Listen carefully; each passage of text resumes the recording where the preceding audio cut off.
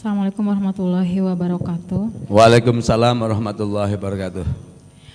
Pertanyaan dari saya begini Pak Dokter, bagaimana pencegahan penyakit PMK ini terhadap hewan yang masih sehat gitu ya, agar tidak terjangkit PMK? Nah, mohon penjelasannya Pak Dokter. Terima kasih. Terima kasih. Ini pertanyaan bagus. Jadi bagaimana kita mencegah biar hewan yang sehat ini tidak ikut terserang PMK seandainya sebelah kita terserang PMK. Itu paling penting. Jadi paling penting kita preventif, mencegah. Jadi nomor satu tata laksana adalah kita pelakuan tata laksana terhadap hewan itu dulu. Apa nomor satu? Pakan. Nomor satu adalah pakan. Jadi pakan yang seimbang. Jadi bukan obat dulu tapi pakan. Jadi pakan, berikan rumput secukupnya. Karena rumput ini paling lengkap. Rumput 10% kali berat badan. Kemudian berikan kalau perlu untuk menaikkan protein, berikan konsentrat tapi 1% saja. 1% kali berat badan. Jadi kalau seandainya bobotnya 400 kilo, berarti rumputnya itu 40 kilo pagi dan sore dibagi dua. Kemudian airnya ad libitum tersedia terus, tapi mengalir. Jangan sampai air yang tergenang. Contoh di dalam wadah, jangan. Di dalam wadah dikasih vitamin, jangan, karena akan jadi media. Jangan sampai ada air di dalam ember kemudian dikasih vitamin, jangan. Jadi vitamin ini akan menjadi makanan daripada itu. Ya, kalau vitamin campur pakan, paham ya? Jadi jangan ada vitamin campur air. Nanti bakteri, virus akan lebih berkembang. Kalau campur pakan enggak? Paham ya? Itu. Yang kedua adalah pemberian obat cacing. Kenapa obat cacing? Satu, obat cacing ini selain mengobati cacing, dia namanya imunomodulator. Ini jarang yang tahu. Imunomodulator. Jadi dengan pemberian obat cacing, seandainya di lingkungan sudah ada virus PMK, tapi dia masih sehat, dengan pemberian obat cacing, akhirnya obat cacing itu akan menstimulasi atau memodulasi tubuh untuk menghasilkan antibodi lebih cepat. Paham? Memodulasi. Jadi obat cacing ini tidak hanya berfungsi sebagai membunuh cacing, tapi menimbulkan modulasi antibodi. Paham? Memberikan obat cacing.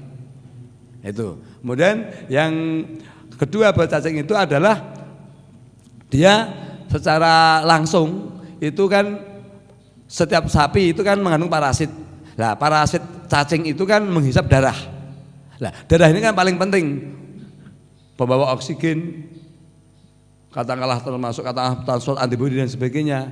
Kemudian ketika anemia juga ngedrop. Nah, ini dengan pemberian obat cacing otomatis akan meningkatkan kondisi kesehatan tubuh, tidak anemia, kemudian metabolisme akhirnya menjadi normal karena hemoglobin cukup, sehingga oksigen juga cukup, sehingga produksi antibodi juga mencukupi. Ya, jadi pemberian obat cacing itu fungsinya dua, satu imunomodulator, dua memang dalam artian istilahnya dia meningkatkan mencegah anemia sehingga secara tidak langsung meningkatkan metabolisme dengan baik obat cacing. Ketiga, pemberian vitamin. Kalau vitamin yang paling bagus kalau untuk preventif bukan injeksi tapi campur pakan. Karena kalau injeksi kan hanya sifatnya treatment pengobatan. Kalau campur pakan sedikit tapi terus berlangsung. Pemberian vitamin yang murah tapi yang campur pakan, contoh Primavit ya. Kalau obat cacing kalau untuk sapi ya berarti yang albendazole, albenmer, contoh yang cair itu. Pemberian obat cacing, itu usahakan sapi yang belum tersang kasih obat cacing semua aja. Insya Allah itu sehat karena ini ilmiah. Jadi obat sebagai imunomodulator, paham ya? Itu kemudian secara manajemen lingkungan usahakan jangan pernah memasukkan dulu hewan dari tempat luar dulu.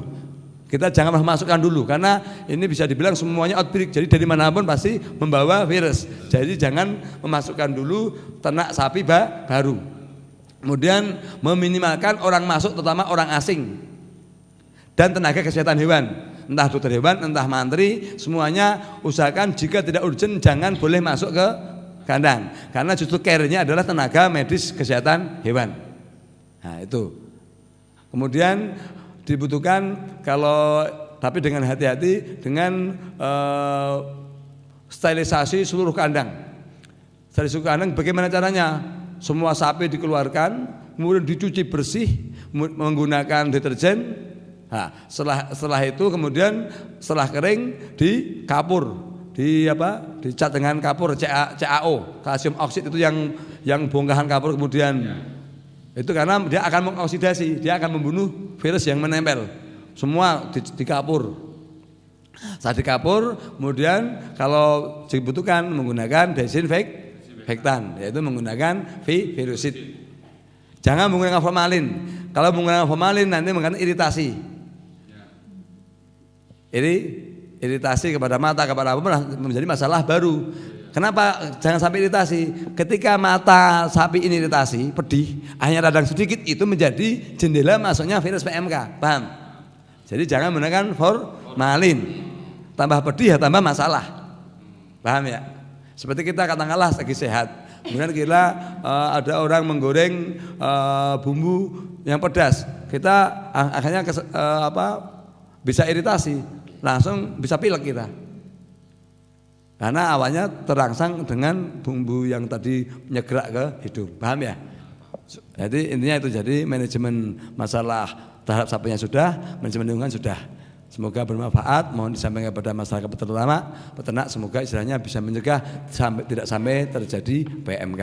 Billahi taufiq hidayah, wassalamualaikum warahmatullahi wabarakatuh.